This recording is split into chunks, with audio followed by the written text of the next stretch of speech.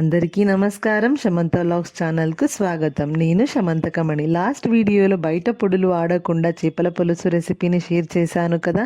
ఈ వీడియోలో fish kebab చేసే విధానాలలో ఒక ఈజీ ప్రాసెస్ని షేర్ చేస్తున్నాను. ఈ ఫిష్ కబాబ్ని ఎవరైనా ఈజీగా చేసేయచ్చు, ఎందుకంటే అంత సులభం కాబట్టి. ఇంకెందుకు ఆలస్యం, చేయడం ఎలా అని చూపిస్తాను రండి. ఫస్ట్లీ ఫిష్ పీసెస్ ఇలా ఉంటేనే కబాబ్ చేయడానికి బాగుంటుంది, నూనెలో త్వరగా ఫ్రై అవుతాయి. మనం ఫిష్ తేవడానికి వెళ్ళినప్పుడు వాళ్ళకి కబాబ్కి ఫ్రైకి చేపలు అని చెబితే ముక్కలని ఇలా కొట్టి ఇస్తారు. ఇప్పుడు కబాబ్ చేయడానికి కొంచెం వెడల్పు ఉన్న పాత్రని తీసుకుని ఒక కోడిగుడ్డుని పగలగొట్టి అందులోకి వేసి ఒక టేబుల్ స్పూన్ అంతా అల్లం వెల్లుల్లి పేస్ట్ని కూడా వేసి ఇలా మిక్స్ చేసిన తర్వాత ఏదైనా branded fish kebab and fry పౌడర్ని తీసుకుని అల్లం వెల్లుల్లి మరియు గుడ్డు మిశ్రమంలో వేసి బాగా కలపాలి.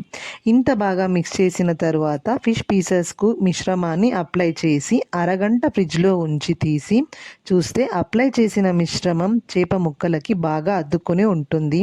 ఇప్పుడు 10 నిమిషాలు పక్కన పెట్టండి. అంతలోపు నూనెలో చేప ముక్కలని ఫ్రై చేయడానికి ఫిష్ పీసెస్ మునిగేంత నూనెను బాండ్లీలో పోసి మంట మీడియంలో పెట్టుకొని నూనె వేడి అవ్వగానే ఒకటి తర్వాత ఇంకొక చేప ముక్కలని నూనెలోకి వదలండి. మసాలా ఈ రంగులోకి మారాక చేప ముక్కలని ఇలా తీసి సర్వింగ్ ప్లేట్లోకి తీసుకుని సర్వ్ చేసుకోండి.